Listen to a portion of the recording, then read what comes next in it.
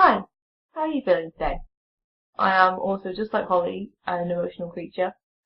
I tend to live on my skin, so you can normally tell how I'm feeling. I get really excited really quickly. I fall in love easily. I get angry easily. When I like something, I really like it and I just want to share it with the entire world. I cry a lot at books and TV and films, and when I'm really upset, I will just sob. I like that I'm very emotional, and I'm glad that it's socially acceptable for me to express my emotions. The reason it's socially acceptable is because I present as female, and being emotional is seen as a feminine trait. That doesn't mean that emotions are seen as a good thing to have or express. It just means that it's socially expected of me to be emotional as a woman, so when I am emotional, it doesn't break any of society's norms, and society really likes it when you conform to its norms. Expressing emotion, though, isn't in and of itself considered a good thing. Welcome to a short lesson in how sexism screws us all. As a woman, the acceptance of my emotional expression is great. Until it's used to invalidate my opinions.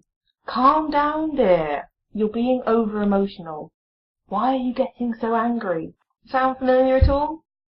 We've mentioned before the practice of gaslighting, which is essentially when a woman's opinions are just brushed off or ignored on the basis that she's too emotional or too irrational for her opinion to be valid.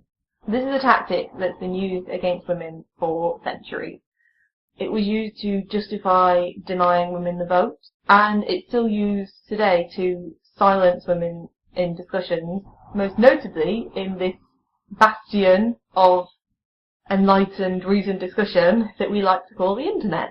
So we've established that emotions are a feminine trait, that they render any opinion irrational and invalid, and that means that most female opinion is apparently irrational or invalid, because women are so emotional.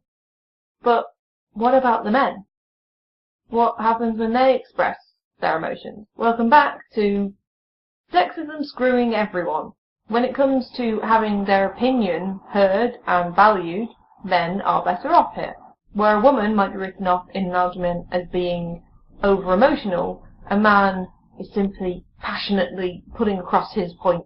His opinion still holds because it doesn't come from an emotional source.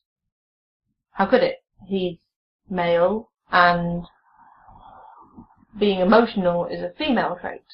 However, this ridiculous binary gender stereotyping becomes less of an advantage to men when it comes to dealing with something that can't be dealt with rationality alone.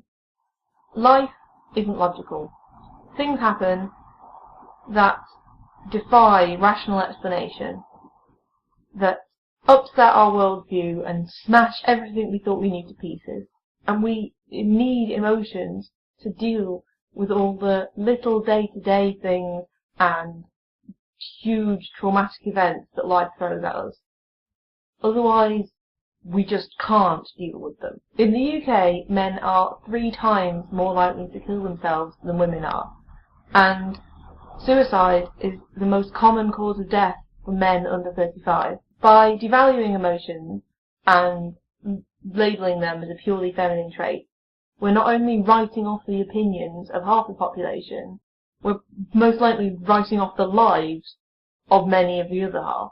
Nobody wins in this situation. Remember this the next time you see a woman told to calm down, dear, or that she's being too emotional. Or if you see a child being told that big boys don't cry, or a man emasculated for being visibly excited or upset by something. Being emotional is not a bad thing. It doesn't invalidate your opinion, and it helps us to deal with life and everything that it throws at us. Emotions are badass, and that's something that we should all be embracing.